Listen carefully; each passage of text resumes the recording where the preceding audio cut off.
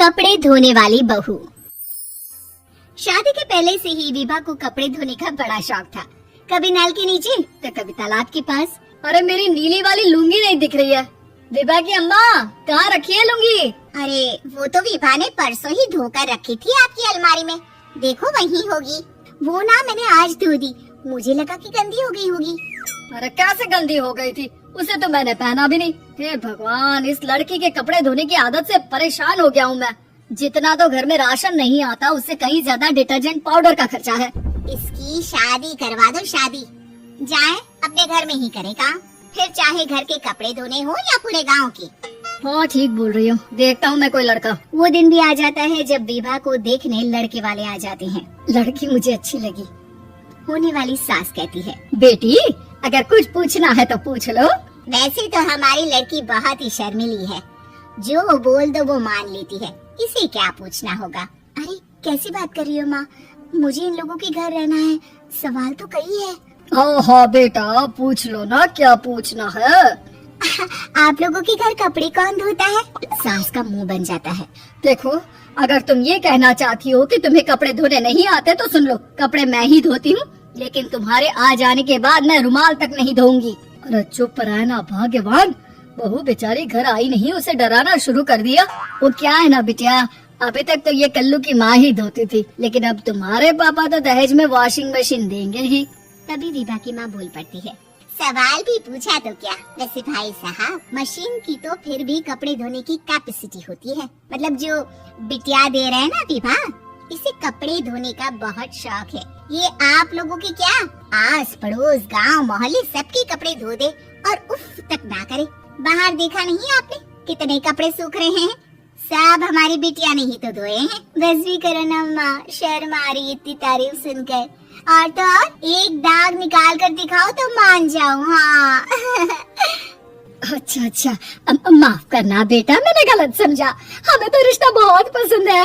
और ऐसे जुड़ जाता है रिश्ता कपड़े धोने का शौक रखने वाली विभा का। उसकी शादी हो जाती है कोयला फैक्ट्री में काम करने वाले कल्लू के साथ। शादी के बाद अचानक विभा चिल्लाती हुई सास के पास आती है, सासू माँ, अरे सासू माँ कहाँ है आप?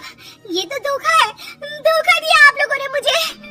इसे ससुर के चक्कर के बारे में पता चल गया। अरे तो उसमें तुझे क्यों धोखा मिला है? अरे नल में पानी नहीं आता, कपड़े कैसे कब धुलेंगे? अच्छा तू पानी नहीं आ रहा उसकी बात कर रही है। तो आपने क्या सोचा? कुछ नहीं। अच्छा तेरी माँ ने कहा था कि कपड़े धोने का शौक है, तुझे याद आया मुझे। शौक बोलकर कपड़े धोने वाले मेरे जुनून को कम ना आके सासू माँ, कपड़ा धोना मेरा गुरूर है। तभी पति भी वहाँ आ जाता है। अभी मैंने इसे सनी देओल की फिल्म दिखाई है, उसी के डायलॉग मार रही है माँ। अच्छा सुन, साफ बता रही हूँ, पानी सुबह 4 से 6 और शाम को 10 से 12 आता है, समझी? विभा टाइमिंग सुनकर हैरान हो जाती है। ये क्या भूतों का मोहल्ला है? सुबह 4 बजे उठकर कौन कपड़े धोता है? 4 बजे टंकी में पानी जाता है, फिर सारा दिन धोना ना, किसने मना किया? अरे कैसी बात कर रही है? 200 लीटर की टंकी में कितने कपड़े धो लूंगी मैं? सुबह ही उठ जाऊंगी मैं। अब क्या था, विभा सुबह 4 से लेकर रात के 12 बजे तक कपड़े ही धोती रहती। एक रोज सास पड़ोस से निकलकर कहीं जा रही होती है कि साथ वाली कहती है, हाँ कल्लू की माँ, जरा ये बताओ कि 2 साड़ी है, 2 ब्लाउज और एक पेटीकोट और एक नाड़ी वाला लंबा कच्छा। हाँ तो? अरे तो क्या, कितना लोगी धुलाई ये बताओ। धोबन दिख रहे हैं हम क्या? हमारे पति सरकारी नौकरी से अभी रिटायर हुए हैं और बेटा सुपरवाइजर है कोयला फैक्ट्री में। धोबन समझ रखा है हमें।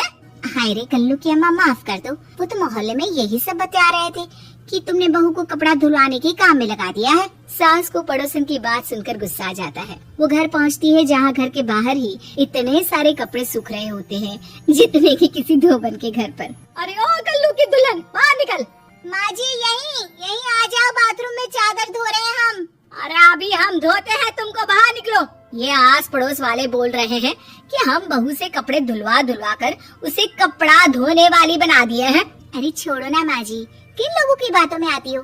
आस पास के लोगों का तो काम ही होता है कि वो किसी तरह सास बहू को लड़ा दे। बहू सारे घर के कपड़े धोती है, ये क्या कम है? बोलिए। सास को भी लग जाता है कि वो बहू का ये संकेपन नहीं छुड़वा सकती, इससे अच्छा है कि खुद ही चुप हो जाए।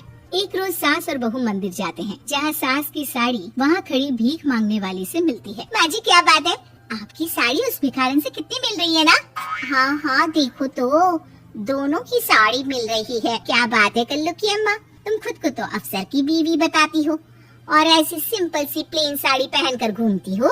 सिंपल और प्लेन नहीं है ये साड़ी। तो क्या सोने के धागे से फूल बने हैं? कुछ भी सासू माँ, कुछ भी। हाँ बने थे इस साड़ी में सोने के धागे से फूल। मेरे पति लेकर आए थे मद्रास से स्पेशली मेरे लिए 10,000 की। ताहे भाई साहब इस भिखारन के लिए भी सेम टू सेम साड़ी लेकर आए होंगे 10,000 की।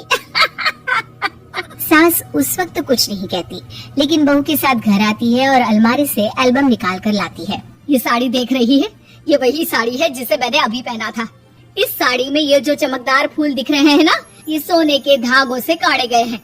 लेकिन तू लोकल वॉशिंग मशीन ब्रश से घिस घिस कर सारे फूलों को निकाल कर साड़ी प्लेन कर दी।